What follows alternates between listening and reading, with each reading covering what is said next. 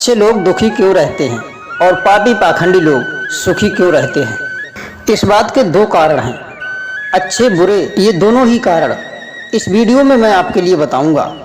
सबसे पहले मैं ये बताने की कोशिश करूंगा कि अच्छे लोग दुखी क्यों रहते हैं। तो आइए दोस्तों समझते हैं इस कहानी के माध्यम से। मित्रों, कहानी शुरू करने से पहले आप सभी से निवेदन है कि जो दर्शक हमारे चैनल पर पहली बार आए हैं, कृपया हमारे चैनल को सब्सक्राइब करके बेल आइकन ऑन करें, जिससे हर वीडियो का नोटिफिकेशन आपको मिलता रहे। तो आइए दोस्तों शुरू करते हैं ये प्यारा सा प्रसंग। किसी नगर में एक विधवा महिला रहा करती थी, जिसकी छोटी छोटी 3 बच्चियां थीं। उस महिला के पति जवानी में ही गुजर गए थे। तीनों बेटियों का भार बेचारी उस अबला पर आ गया। उन छोटे छोटे बच्चों को लेकर वह बेचारी जाए तो कहाँ जाए? क्या काम कर सकती है वो उन छोटे छोटे बच्चों को लेकर के? कुछ करने का प्रयास करती भी तो समाज की उल्टी सीधी बातें उसे कुछ नहीं करने देती थी। बेचारी उस महिला का कोई भी सहारा नहीं था। अपने पति को याद करके उस बेचारी की आंखों में आंसू आ जाते थे और वह ऐसे तैसे करके अपनी बच्चियों को पाल रही थी। दोस्तों, पति के गम में और उन 3 बेटियों के चिंता में वह बेचारी बीमार पड़ गई। इन छोटे छोटे बच्चों की परवरिश कैसे होगी? इनका आगे चल करके इनका भविष्य कैसा होगा? यही सब सोच सोच कर एक दिन उसकी अचानक तबीयत खराब हो गई। उस बेचारी अबला का अंतिम समय आ गया और यमराज का एक दूत उस महिला को लेने के लिए भी पृथ्वी पर आ गया। वह यमदूत उस नज़ारे को देख करके दुविधा में पड़ गया। उसने देखा वह बेचारी विधवा महिला जमीन पर पड़ी है और छोटी छोटी 3 बच्चियां उसके सीने से चिपटी हुई हैं। वे तीनों बेटियां रो रो करके अपनी मां को जगा रही थीं। यही सब देख करके उस यमदूत को दया आ गई। उसने सोचा कि इनका पिता तो पहले ही मर चुका है। वह सोचने लगा कि अगर मैं इस अबला को भी ले गया तो इन छोटी छोटी बच्चियों का क्या होगा? इनका कौन पालन पोषण करेगा? ये किसके सहारे रहेंगी? यही सब सोच करके वह यमदूत वापस लौट गया। फिर यमराज ने पूछा कि तुम तो उस स्त्री को लेने गए थे, पर खाली हाथ कैसे आए हो? फिर यमदूत कहता है कि हे स्वामी, आप मेरी गलती को क्षमा करें। मैं चाहकर भी उस स्त्री के प्राण नहीं ला पाया। अगर आप मेरी जगह होते तो मुझे लगता है आप भी खाली हाथ ही लौट कर आते। मैं उस महिला की बेटियों का दुख नहीं देख पाया। वहाँ उन्हें कोई देखने वाला भी नहीं था। उन बेचारी बच्चियों का उनकी माँ के सिवाय और कोई नहीं है। अगर मैं उनकी माँ को ले आता तो उन बच्चियों का पालन पोषण कौन करता? उनकी देखभाल कौन करता? और पृथ्वी के मानव तो इतने स्वार्थी हो गए हैं, बिना मतलब के कोई किसी से कोई बात नहीं पूछता है। बिना स्वार्थ के कोई किसी का सहारा नहीं बनता है। अगर कोई किसी की मदद कर भी देता है तो वह उससे बदले की उम्मीद रखता है, या फिर उसे अपने एहसान में जिंदगी भर उसे दबा कर रखता है। यमदूत कहने लगा, हे प्रभु, इसलिए मैं चाहता हूं कि उस महिला को थोड़ा वक्त और दे दिया जाए, जिससे वह अपने बच्चियों को पाल पोस करके थोड़ा बड़ा कर दे। देवदूत की बात सुन करके यमराज ने उसे डांटते हुए कहा, अरे मूर्ख, ईश्वर की बनाई हुई सृष्टि में ना तो एक दिन बढ़ सकता है और ना एक दिन घट सकता है। प्रभु की मर्जी के बिना ना तो हम किसी को मार सकते हैं और ना ही किसी को जीवन दे सकते हैं। ईश्वर जो भी करता है अच्छे के लिए करता है। तुम कौन होते हो विधाता के लेख को बदलने वाले? तुमने उस महिला को ना ला करके ईश्वर के नियम का उल्लंघन किया है। तुमने ये बहुत बड़ा अपराध किया है, इसलिए तुम्हें इसका दंड तो भोगना ही पड़ेगा। तुम्हें पृथ्वी के उस मानव से इतनी ममता है तो जाओ, तुम भी मानव बनकर के उसी पृथ्वी पर अपना पाप भोगो। तब यमदूत कहता है कि हे प्रभु, उस पृथ्वी लोक से मेरा उद्धार कब होगा और कैसे होगा? तब यमदूत कहते हैं, तुम पृथ्वी पर जाकर अपनी मूर्खता पर 3 बार खिलखिला करके हंस दोगे, तभी तुम्हारा उद्धार होगा। यह कहकर के यमराज ने अपने दूत को पृथ्वी पर धकेल दिया और वह यमदूत मानव बनकर के उस पृथ्वी पर आ गया। जब वह पृथ्वी पर आया तो उसके शरीर पर वस्त्र नहीं थे, क्योंकि इस पृथ्वी का यह नियम है कि जो भी इस पृथ्वी पर जन्म लेता है तो उसके शरीर पर वस्त्र नहीं होते हैं। वह नग्न अवस्था में जन्म लेता है। यमदूत ने जन्म तो नहीं लिया था, लेकिन वह नग्न अवस्था में एक सड़क के किनारे पड़ा ठठुर रहा था। उसी रास्ते से एक मोची गुजर रहा था। वह मोची अपने बच्चों को ठंड से बचाने के लिए कुछ कपड़े ले जा रहा था। वही कपड़े और कंबल उस मोची ने यमदूत को दे दिए। यह सब देख करके वह यमदूत कहने लगा, हे भाई, तुमने मुझे कपड़े देकर मुझ पर बहुत बड़ा उपकार किया है।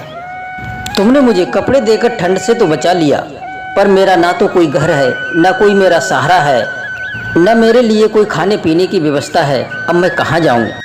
यमदूत की यह बात सुनकर के वह मोची कहने लगा कि हे भाई, तो तुम मेरे घर चलो, मैं तुम्हारा सारा खर्चा उठा लूँगा। जब वह मोची उस यमदूत को लेकर के अपने घर पहुंचा और उसकी पत्नी ने देखा कि उसका पति बच्चों के लिए कपड़े लेने के लिए गए थे, पर बच्चे को कपड़े तो नहीं लाए हैं और उल्टा एक आदमी को लेकर के घर आ गए। पत्नी अपने पति से झगड़ने लगी और उसे भला बुरा कहने लगी। यह सब देख करके वह यमदूत खिलखिलाकर हंस पड़ा। तब मोची कहने लगा, अरे भाई, तुम इतनी जोर से क्यों हंस रहे हो? आखिर तुमने ऐसा क्या देख लिया? तब देवदूत ने कहा, भाई, मैं अपनी हंसी का राज तुम्हें नहीं बता सकता। समय आने पर ये राज मैं तुम्हें जरूर बता दूंगा। वह यमदूत उस मोची के घर में रहने लगा और मोची का सारा काम उसने सीख लिया। उस यमदूत के बनाए जूते चप्पल खूब बिक रहे थे। कुछ ही दिनों में वह मोची खूब धनवान हो गया। दूर दूर तक उसके जूते चप्पल फेमस हो गए थे। यहाँ तक कि राजा महाराजा भी अपने जूते चप्पल बनवाने के लिए उसके पास ऑर्डर किया करते थे। जब से देवदूत उसके घर में आया था, उसके पास धन दौलत की कोई कमी नहीं रही थी। सब कुछ ठीक ठाक चलने लगा। एक दिन की बात, राजा का मंत्री चमड़ा लेकर के आया था और बोला, देखो भाई, इसी चमड़े के बने हुए जूते हमारे महाराज पहनना चाहते हैं। यह चमड़ा बहुत ही कीमती है और ये चमड़ा खराब नहीं होना चाहिए, और हमारे महाराज के लिए एक जोड़ी जूते तैयार करो। मंत्री बोला, इस चमड़े के जूते ही बनना चाहिए, भूल से भी चप्पल मत बना देना। यह कहकर और वो चमड़ा देकर के वो मंत्री तो वहाँ से चला गया। इधर मोची ने भी यमदूत को समझा दिया कि देखो, इसके जूते ही बनना है और चमड़ा भी बहुत कम है, भूल से भी इसकी चप्पल मत बना देना। यह राजा वाली बात है, किसी प्रकार की कोई गलती नहीं होना चाहिए, नहीं तो राजा हमें कठिन से कठिन सजा देंगे। मोची के इतना समझाने के बावजूद भी यमदूत ने उस चमड़े की चप्पल ही बनाई। चप्पल देख करके मोची की तो सांसें सी रुक गईं। यह सब देख करके वह यमदूत को डांटने लगा। यहाँ तक कि डंडा लेकर के मोची उस यमदूत को मारने के लिए दौड़ा और कहने लगा, अरे मूर्ख, इतना कहने के बावजूद भी तूने उस चमड़े से चप्पल ही बना दी। अब राजा हमें नहीं छोड़ेगा, तू भी मरेगा और तेरे साथ मुझे भी मरना पड़ेगा और मेरे घर को भी फांसी लगवा देगा। मोची को इतना दुखी देख करके वह यमदूत खिलखिला करके बड़ी जोर से हंस पड़ा। यही सब देख करके मोची बोला, अरे मूर्ख आदमी, तू काम बिगाड़ करके और ऊपर से हंस रहा है। तब तक राजा का मंत्री फिर से आ गया और बोला, अरे मोची साहब, उस चमड़े की चप्पल ही बनाना, जूते मत बनाना, क्योंकि राजा साहब का देहांत हो चुका है और राजमहल की ये परंपरा है कि मरने वाले व्यक्ति को चमड़े की चप्पल पहनाकर ही अर्थी पे लिटाया जाता है। मंत्री की बात सुनकर के मोची को ऐसा लगा जैसे मरे हुए शरीर में फिर से जान आ गई हो। मोची के हाथ से डंडा छूट गया और उस यमदूत के पैर पकड़ लिए और माफी मांगने लगा। देवदूत उस मोची की इस मूर्खता पर जोर जोर से हंस रहा था। मोची ने फिर पूछा कि तुम क्यों हंस रहे हो? तो यमदूत ने कहा कि समय आने पर तुम्हें सब कुछ बता दूंगा। अगले दिन एक बूढ़ी स्त्री के साथ में 3 लड़कियां आई थीं जिनकी शादी होने वाली थी, और वे तीनों लड़कियां अपने पैर का नाप देने आई थी चप्पल बनने के लिए। उन तीनों लड़कियों को यमदूत ने पहचान लिया। अरे, ये तो तीनों वही लड़कियां हैं जिनकी माँ को न ले जाने पर आज मैं इस पृथ्वी लोक पर सजा भुगत रहा हूँ। ये तीनों लड़कियां अब तो काफ़ी बड़ी हो गई हैं, ऐसा मालूम पड़ता है जैसे कोई अच्छे घराने में पली हों। वो बूढ़ी स्त्री कहने लगी, हाँ बेटा, इनकी माँ बचपन में ही गुजर गई थी और इन्हें मैंने अपने पास रख लिया था। मेरे पास करोड़ों की दौलत है और दुर्भाग्य से मेरे भी कोई संतान नहीं है, मेरा भी कोई नहीं है, इसलिए मैंने ही इनको पढ़ाया लिखाया है और एक बहुत बड़े खानदान में इनकी शादी होने के लिए जा रही है। लड़कियों का भाग्य देख करके यमदूत सोचने लगा कि परमात्मा जो भी करता है वो अच्छा ही करता है। अगर बचपन में इनकी माँ नहीं मरी होती तो आज ये उस भुखमता में ही और उस दरिद्रता में ही पड़ी रहती और इनकी माँ बचपन में मरने से आज ये बहुत बड़े घराने की बहू बनने के लिए जा रही हैं और इस बुढ़िया की करोड़ों की संपत्ति की मालिक भी बन चुकी हैं। यह सब देख करके वह यमदूत अपनी पहले की मूर्खता को सोच करके और बहुत जोर जोर से खिलखिलाकर हंसने लगा। तब मोची ने फिर पूछा कि अब किस लिए हंस रहे हो, मुझे अपनी हंसी का कारण बताओ।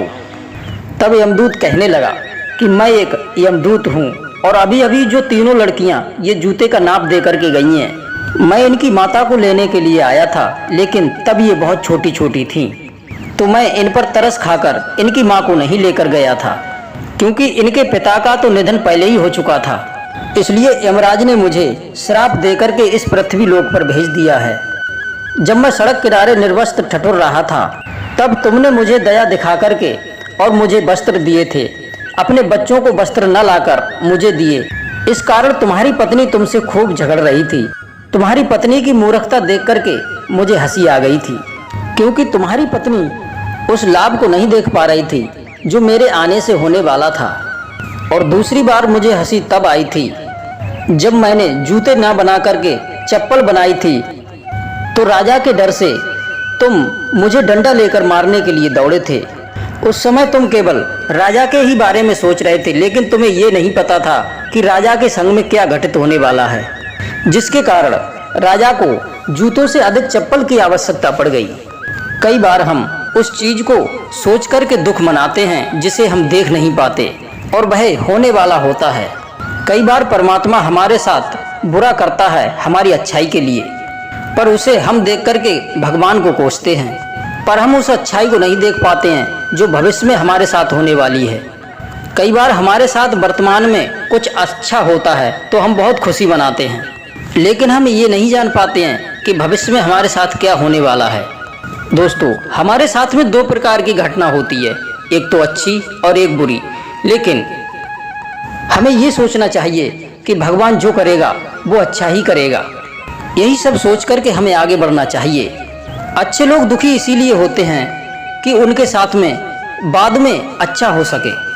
और दूसरी बात ये होती है कि अच्छे लोग हमेशा भगवान से जुड़े रहते हैं और अच्छे लोगों को भगवान से जुड़े रहना बहुत ज़रूरी है। इसीलिए भगवान उन्हें दुख देते हैं ताकि ये हमेशा हमें याद करते रहें। ये सारी बातें मोची को समझा करके यमदूत अपने यमपुरी को चला गया। मित्रों, अब बात आती है कि पापी लोग सुखी क्यों रहते हैं। मित्रों, पापी मनुष्य अंदर से सुखी नहीं रहता है, क्योंकि पाप करने से उसकी आत्मा में दुख बढ़ता है। जीवन का सच्चा सुख धर्म, सत्य और निष्काम करने से होता है।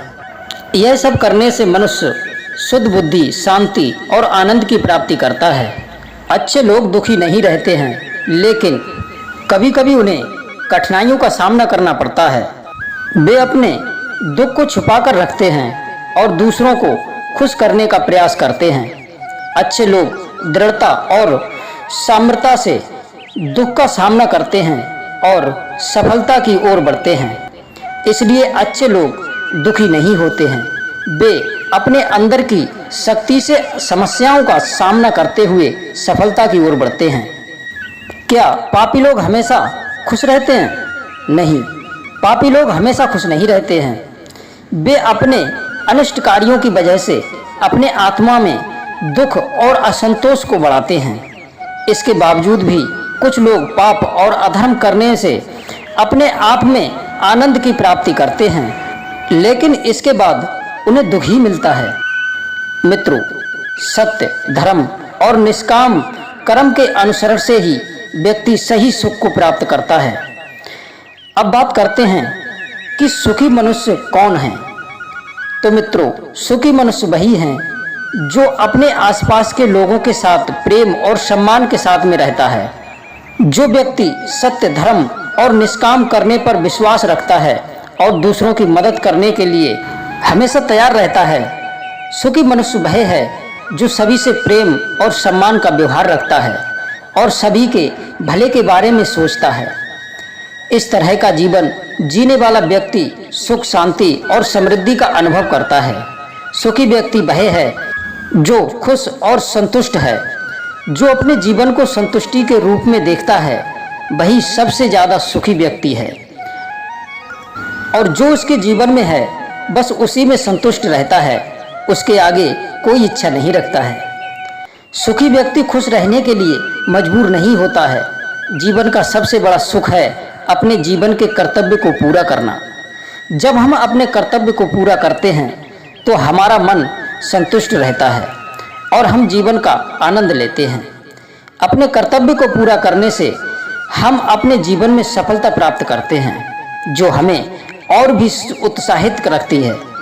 और इसके अलावा अपने परिवार, रिश्तेदारों और अपने मित्रों के साथ समय बिताता है और सेवा करना जीवन के सबसे बड़े सुख हैं। व्यक्ति को सबसे बड़ा दुख तब होता है जब वह अपने प्रियजनों को खो देता है। अपने प्रियजनों की मृत्यु का दुख सबसे अधिक असहनीय होता है। वह दुख एक ऐसी तकलीफ होती है जो मनुष्य को अपनी असमर्थता का एहसास कराती है।